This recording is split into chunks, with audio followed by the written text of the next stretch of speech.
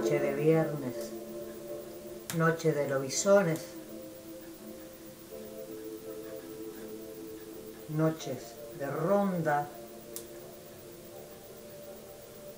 noches donde frente al fuego, cuando yo era una niña, allá en Corrientes por H, amigo, allá en el Payubre, los gurises a la siesta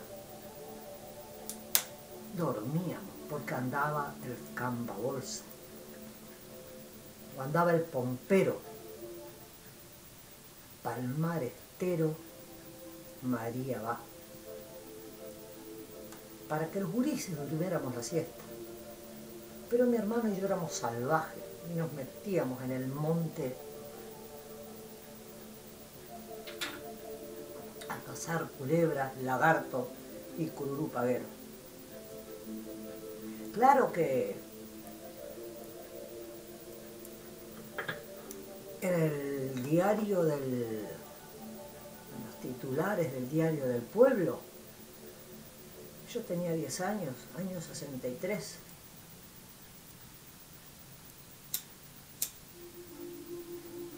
El comisario detiene al lobizón. Resulta que al lobizón lo cazaron, por lo que cuentan, por lo que decían el diario El Sol, de allá de Mercedes, ese pueblo que tiene dos caminos, uno de entrada y uno de salida, allá donde pasé mi infancia,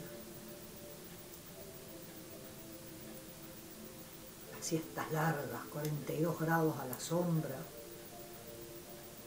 las ñacaninás dormidas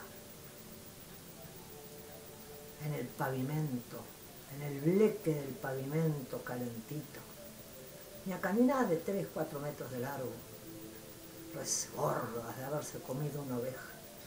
Resulta que yo tenía 10, mi hermano tenía 8.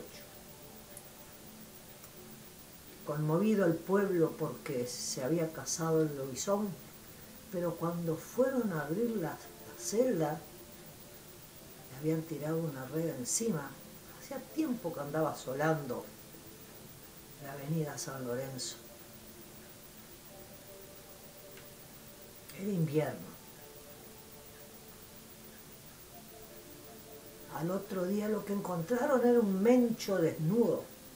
Un mencho es un hombre de campo, desnudo, muerto de frío, lleno de orines y de caca de gallina.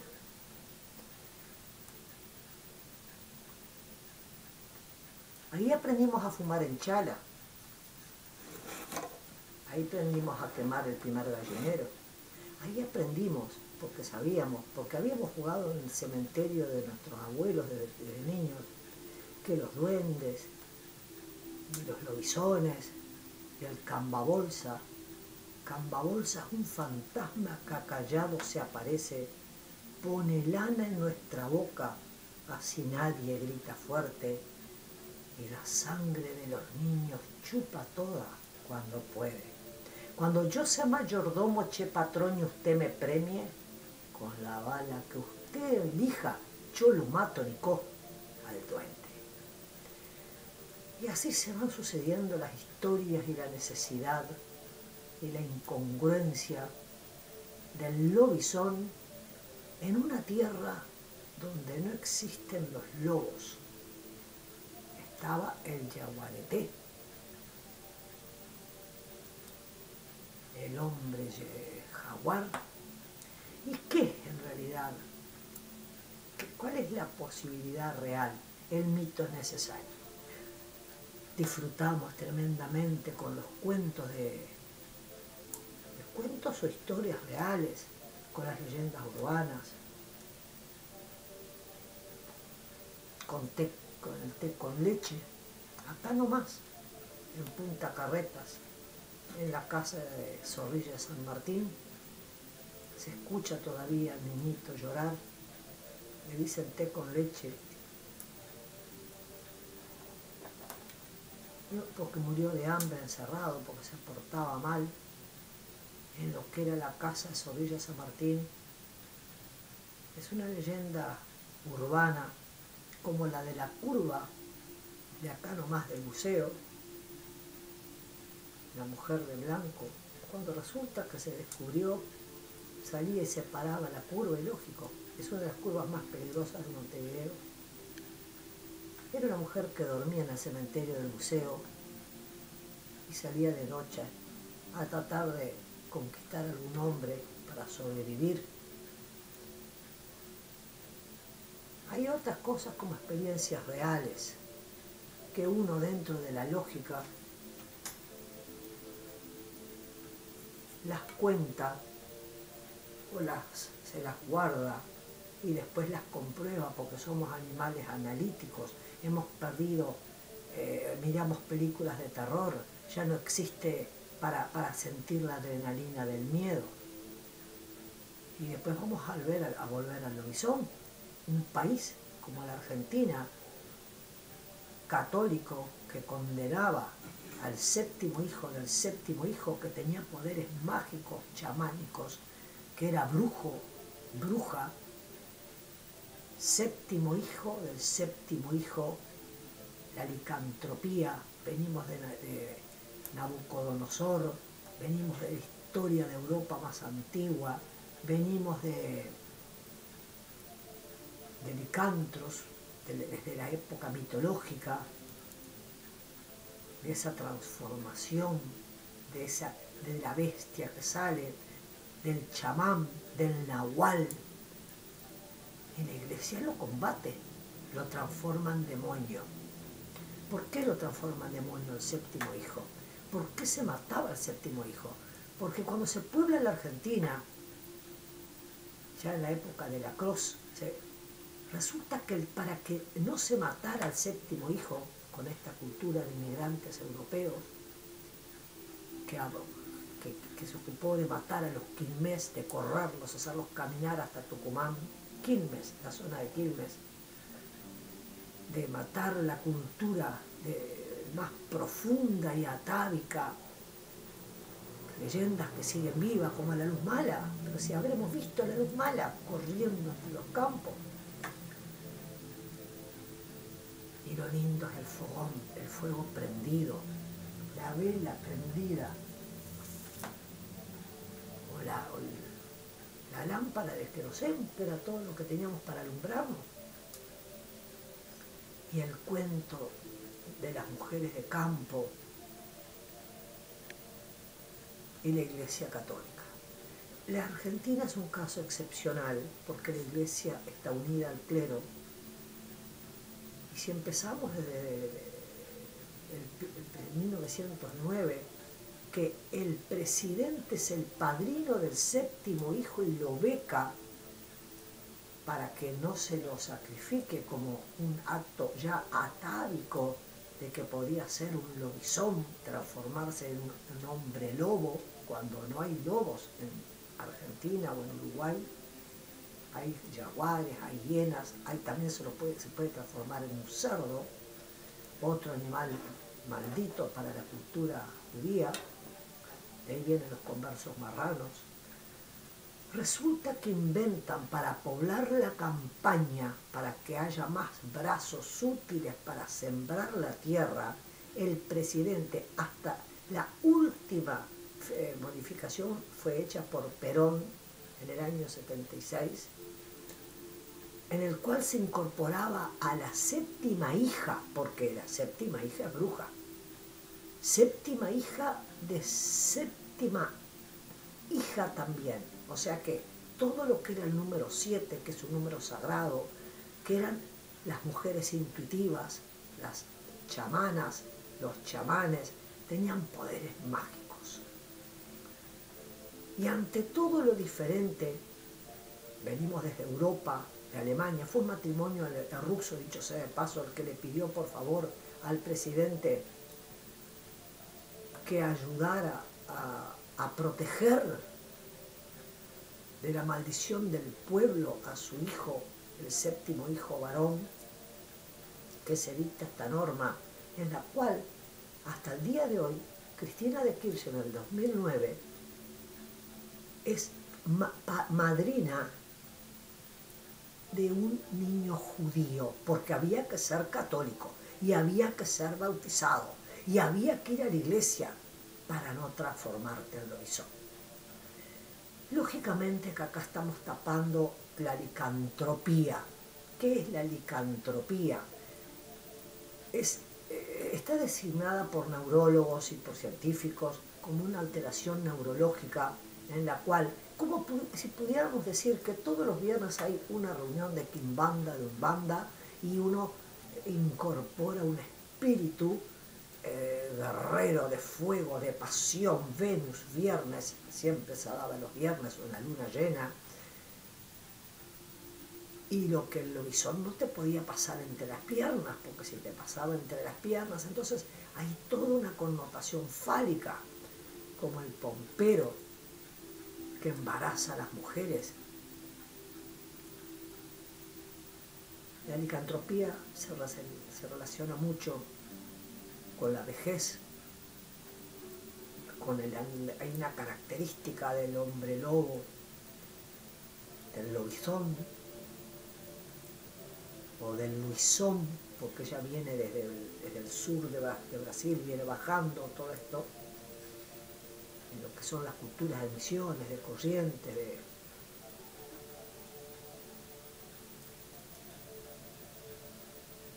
Entonces, la pregunta es, no importa si existen o no existen, estoy respondiendo a una pregunta puntual. Yo lo que creo firmemente es que hay un desdoblamiento de la personalidad en cual, ante tanta contención dogmática, el Estado patriarcal, fíjense que pasamos de que el sacrificio del séptimo hijo se mataba al bebé directamente o a la bebé, el gobierno toma las riendas de la cosa y resulta que hasta el día de hoy hay una beca en el momento del bautismo se daba una medalla y se le pagaba los estudios y se controlaba de que ese niño hasta el año 1953 con 51 con Perón, que ahí se incluye a la hija mujer. Entonces, si nosotros unimos gobierno, iglesia, ¿cómo es posible que en un país católico que condenaba, por supuesto que solo y si no estás bautizado, y te tienen que cortar con todo el mundo? En Mercedes tenía un cuchillo con agua bendita. Entonces esta culturación, matar la cultura de pueblos ancestrales y antiguos como los tupinambá, como los guaraníes, los abañés, los guerreros, los mitos, las leyendas, el monte. Yo me voy a venir un poquito más para acá. Hace unos 10 años atrás yo iba al coro, yo vivía en el borde exacto, en los cañadones, de las cárcavas remontantes de Marindia. Y tenía una pequeña moto. Pleno invierno, el coro, una de las etapas más felices de mi vida realmente.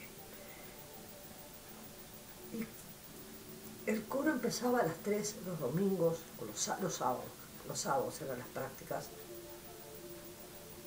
Y tenía una zanelita, porque no hay ómnibus en Salinas, adentro es el primer balneario, la primera ciudad del este. Luego viene Marindia, antes está Neptunia, luego está Atlántida. Que voy a arreglar el fuego.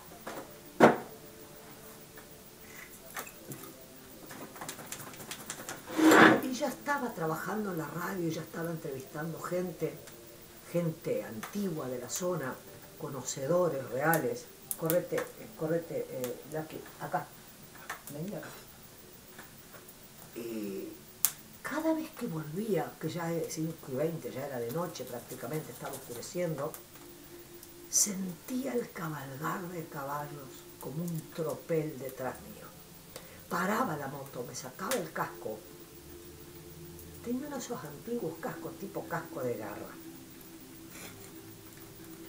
No me olvido más del casco, como no me olvido de la zanera. Todavía tengo la llave porque la moto me la robaron. Pero era como si viniera una caballada detrás mío. El ruido, el sonido. Uno podía echar la culpa a los pinos, al viento, al mar. Paraba la moto y me quedaba quieta. Nunca sentí miedo. Lo que sentía era como que se me venían encima. Pasaron los días y hablando con gente lugareña, con gente que conoce, conseguí los planos de Marindia, conseguí el primer remate, uno de los hijos todavía quedaba, su madre era una doctora, tenían la chacra sobre el mar, no me puedo acordar el apellido en este momento, Molinari de apellido.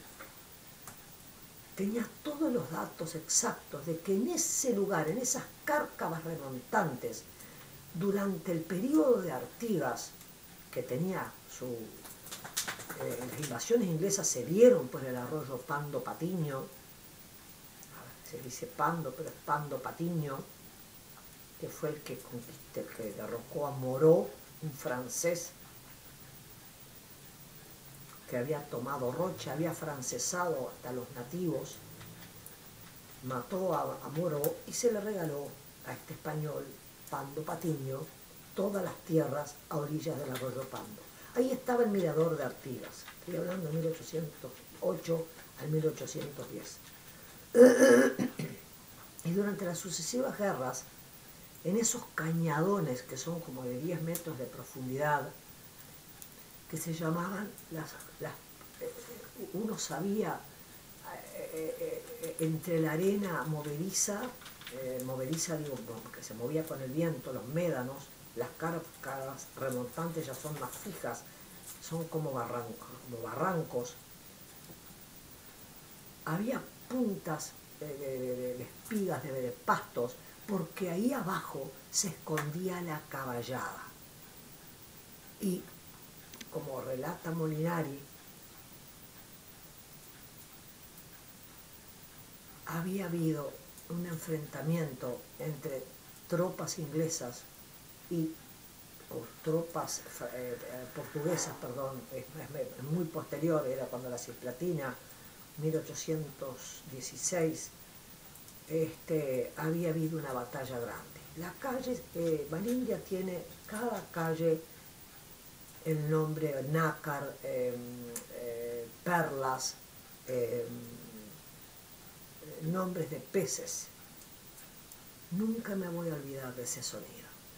Y cuando se me contó esto, de que por esa avenida enorme, y que mucha gente le había pasado lo mismo, pero pensaban que era un problema auditivo, yo creo que las situaciones de violencia, bueno, eso fui yo con la perra, perdón, que se le ha dado por... Basta, las dos estoy contando una historia.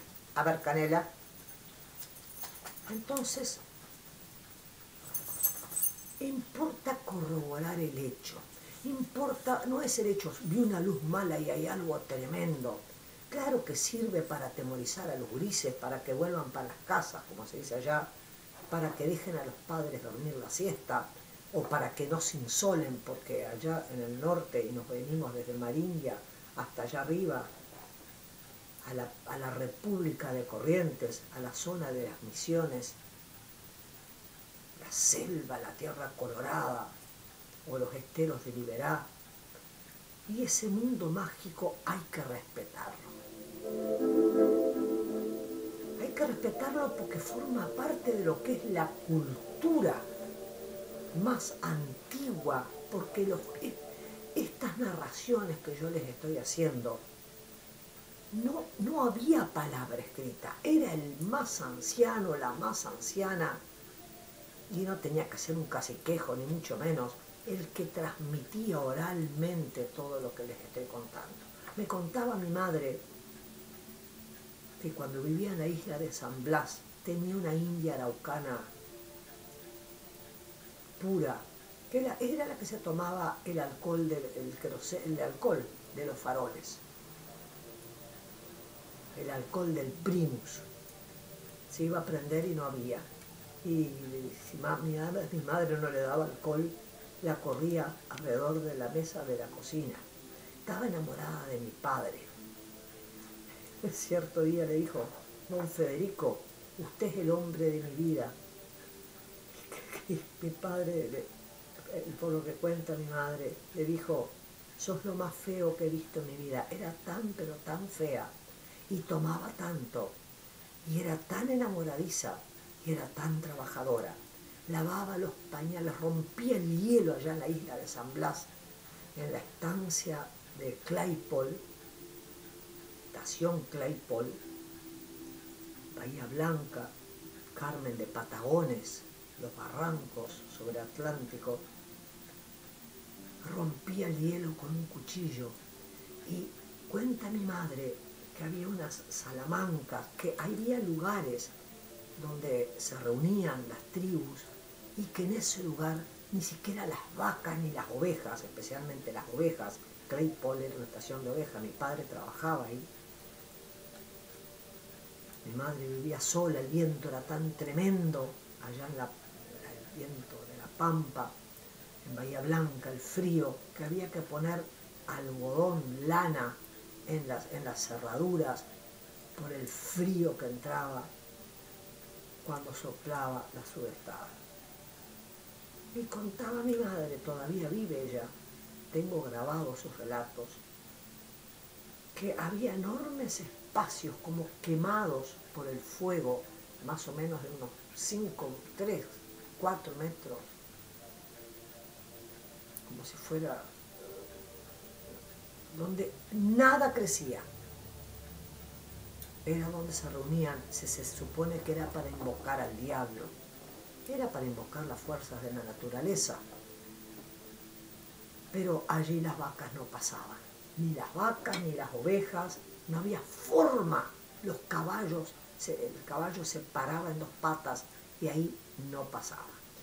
Y si volvemos a lo que hace 1 año y medio atrás, cuando vivía en la casa grande de 1909, unos 150 metros más o menos, llegó la pandemia, y esta mujer que uno llega un momento que dice, bueno, estoy escuchando voces en la cabeza, estaré esquizofrénica, pero uno ya está acostumbrado a escuchar que le hablen. Y un día la vi, de reojo así, debajo de la escalera. Yo creo que ya se los conté a esto. Hermosa mujer, un collarcito de perlas, un vestidito muy simple agarrado a la cintura, por abajo de la rodilla, medias como de algodón blanca de los años 18, 19, 1918, 1919, 1920, sí, porque después vino hasta el 20 más o menos. Unas guillerminas, el pelo muy tipo de los años 20, muy para adentro. Y me dice, seguí cantando, pero mirá que no vas a tener agua. Muy bien, al otro día, por supuesto, no había agua. Los caños tienen arteriosclerosis, me dice.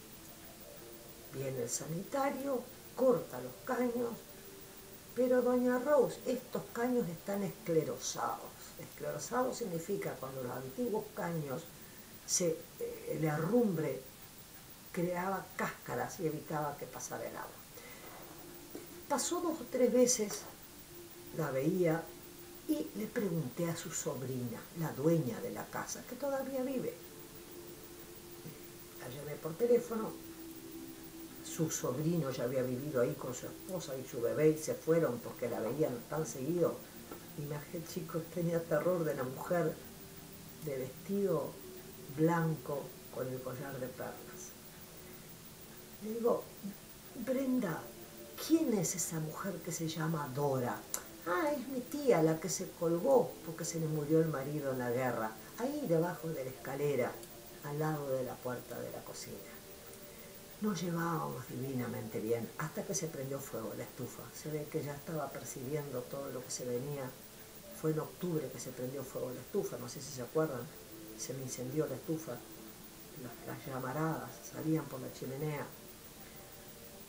Entonces uno tiene que aprender a convivir con la leyenda, con el mito, la necesidad de la leyenda, la necesidad del miedo, de los cuentos a media luz, de las historias que se transmiten, porque vivimos en un mundo en el cual pagamos para ir a ver películas de terror. Y yo me acuerdo de mi hijo Paul, de volver, mi hijo, no, ninguno de mis hijos toma, porque uno puede ser, bueno, se ha habido un baile y volvió mamado, pero volví un día tarde en la noche y teníamos un perro chiquitito que se llamaba Lennon, como buen fanático de la música, mi marido. Vamos a mover un poquito la cámara. Ahí. Voy a avivar el fuego. Y me dice, al otro día, Paul, un hombre inteligente, práctico, analítico, venía de estar con la mamá de sus hijos, eran novios en ese momento, y al otro día me dice, mamá, yo pensé que era Lennon, pero vi uno, yo siempre tenía subiendo la escalera un banquito, pero lo tengo acá, lo traje conmigo, para apoyar las llaves, después tenía una sillita muy pequeñita que la dejaba siempre donde termina la escalera para dejar un saco o el paraguas o lo que fuera. Y me dice, pensé que era Lennon, pero lo miré de vuelta y era como un hombrecito chiquitito. Por eso, hasta el día de hoy, uno le deja arroz, un platito con arroz, se deja siempre en Irlanda, en toda la cultura del mundo, se deja un platito con arroz, porque los duendes cuentan solo hasta 10, los duendes, los elementales, las otras realidades con las que vivimos, porque no podemos ser tan necios de pensar que si hay 5.000 años, 10.000 años, 2.000 años, 200 años de una leyenda, la leyenda nace de algo. En algunos casos nace del sincretismo para el terror, como el mal y el demonio y el diablo, y si no te bautizás te va a pasar esto. Eso es un trueque. Yo estoy hablando de la realidad, de las cosas en cuanto a lo que uno ve o a lo que percibe, como los sueños. Hoy mis hijas fueron a la casa, por ejemplo. La primera vez que fueron a la casa después que me mudé, ya no me acuerdo qué día me mudé, es como si hubiera vivido toda la vida acá. Fue cuando me trajeron las plantas, justo estaba así armando mi jardín, el inicio del jardín. Un lugar se vuelve sagrado cuando plantamos algo. O quizás para distraernos del nieto que está con oxígeno, que lógicamente los padres están sin dormir desde el miércoles pasado. Entonces, a las 6 de la mañana me despierta el muerto, es increíble, porque era un hombre que dormía hasta las 11 de la noche. Eso es otro detalle del lobizón o del vampiro. Él vivía de noche. Él no soportaba la luz. Para él, como buen capricorniano, regido por Saturno, llegaban las 7:30 y se volvía jocoso, amable, le volvía el alma al cuerpo. No sé si era porque yo me iba a dormir temprano y era un alivio no tener que escucharme, o simplemente porque era la hora que podía disfrutar de su música, de su whisky, era un solo whisky de noche, y el vino Tanat mandado por los cardiólogos porque había hecho un infarto y una operación a corazón abierto a los 60 años. Resulta que a las 6:20, en pleno sueño, me dormí un ratito más, lo veo arriba del techo, pero de acá. Y me tiraba con arroz. Mañana cumplimos el 29. Son Nos casamos en el 75. Déjenme ver, son 46 años de casados. Me tira con arroz y le digo, yo estoy haciendo gestiones por lo que es un dinero que el Estado devuelve, porque acá todo en Uruguay se hace un fondo común que se llama FONASA y después se devuelve el remanente. Estaba haciendo esas gestiones y le digo, ¿pero qué estás haciendo arriba del techo de mi casa? Ah, lo que no saben tus hijas es que yo ya me vine a vivir contigo. ¿Y para qué me tiras arroz? Le digo, para que no te falte nada. Increíble, porque y estaba tan feliz. Entonces, estamos hablando de la muerte, cómo era extraño, no puedo vivir sin él y no puedo vivir sin ella. Y yo digo, Dios mío, que esperen a que yo me muera. ¿Ustedes se imaginan 4 hijos y que me le aparezca todos los días? Lo más lindo que Sofi, la menor, sigue soñando con su papá y sigue soñando con recibiendo mensajes en sueño. Antes lo recibía de mi padre, muy puntualmente de mi padre, pero siempre eran cosas de salud referidas a mi madre o algo de la familia. Pero este hombre realmente, yo digo, está tan feliz. Me está tirando arroz como cuando nos casamos, que nos llenaron de arroz con un ramo de violetas.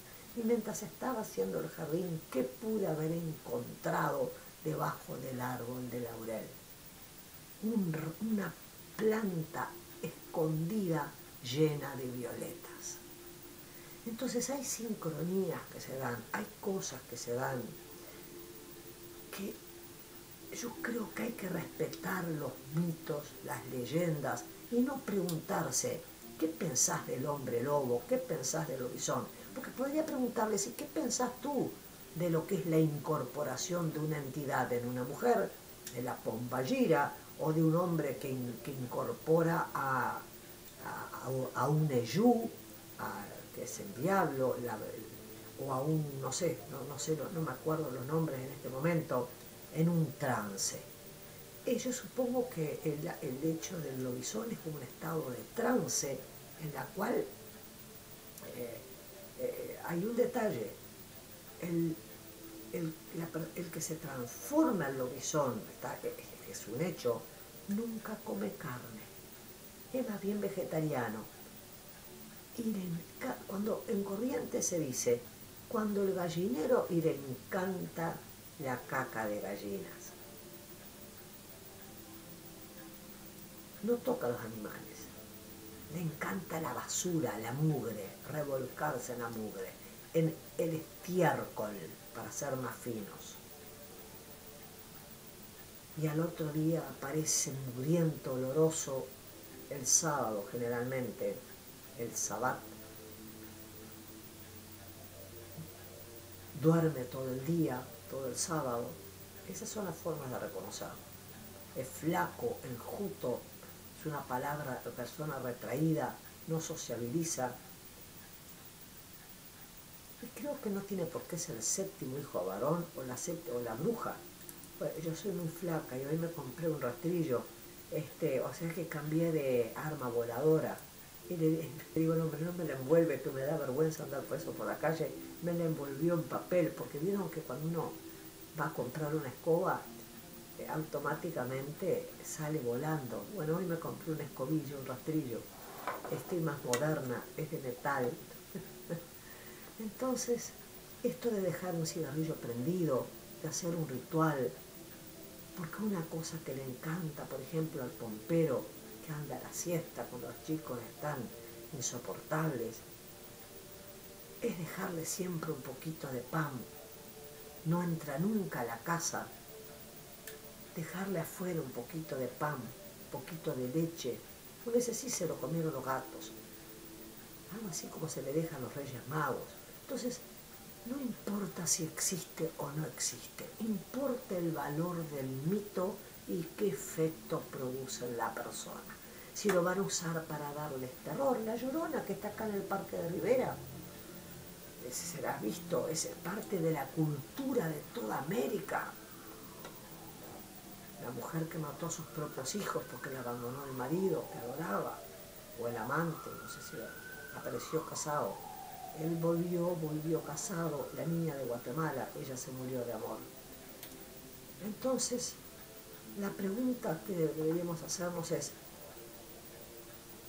no podemos analizar un mito, no podemos destripar una leyenda, no podemos destripar la cultura nativa de los pueblos originales transformados por un sincretismo. Si creemos en Navidad y en Papá Noel, ¿por qué no inventado como un producto mercantilista que viene de los países fríos, donde no se hacían regalos comprados, sino que se hacía todo a mano para prepararse para el invierno, para soportar el invierno? ¿Por qué no habríamos de creer? ¿Cómo es posible? Creemos en los ángeles, creemos en Papá Noel. Y hoy cuando estaba plantando, devolviéndole a la tierra algo, las cáscaras de huevo, empecé el compostero, las cáscaras de la fruta, le pedimos tanto a la tierra, a la Pachamama, y no le damos nada. Pero creemos en todo lo que nos vende la televisión y las fechas de la Navidad y de los Reyes, y gastamos y consumimos. Entonces quizá deberíamos volver un poquito a las leyendas, a los mitos, y empezar a creer en lo que vemos, en esa sombra fugaz que nos pasa de reojo, en esos olores que cambian, en las medias que desaparecen. Fue comiquísimo porque me mudé y yo uso media, ando descalza en la casa con un par de medias gruesas. Tengo 3 pares de medias gruesas. Y pueden creer que hoy, entre las plantas enganchadas, apareció la compañera de la otra media. Había quedado en la otra casa. Los duendes les encantan las medias. Esos son los duendes. Después están las energías de... Y no son cosas malas, son algo que pertenece al inconsciente colectivo. No sé si saben lo que son los leis. Los leis son el alma de los árboles. Meterse en un bosque, caminar por el medio de un monte y sentirse como protegido y cuidado y mirar de reojo y sentir que uno lo están cuidando, no sentir miedo, sentirse como que uno es uno con los árboles, es algo tan maravilloso. Y sin embargo, uno anda por la calle de noche, está mirando a ver que no le roben la cartera. Es un hecho, los seres humanos, el lobo es el hombre, es el lobo del hombre. Y tenemos que recordar que si hablamos de lobisones, debemos recordar que es una cultura importada de Europa, de los pueblos que bajamos de los barcos, y que si hay una transformación desbordada de cambio, usted dirá, sí, pero le crece pelo y todo lo demás, eso es un poco de exageración. Si uno se unta con estiércol de gallina y barro y se revuelca en el barro, es lo lógico que esté lleno de paja porque eso es lo que es la necesidad primitiva del ser humano, contenido por la educación castradora y limitante. ¿Por qué acá en Uruguay están los lubolos? Porque se les permitía untarse con betún, salir a extramuros. Estoy hablando de 120 años atrás nada más. Alfáibar era el gran esclavista, era dueño de donde yo estoy sentada ahora, era dueño de todas estas tierras, que las vendió luego a los inmigrantes franceses y vascos. Los primeros molinos de viento se hicieron acá, en esta zona donde yo estoy viviendo. Todavía quedan las astas de un molino a 2 o 3 cuadras. La pregunta es, si ven un perro negro, alto, grande, que no ladra, que los mira fijo, que los ojos le brillan, ahí sí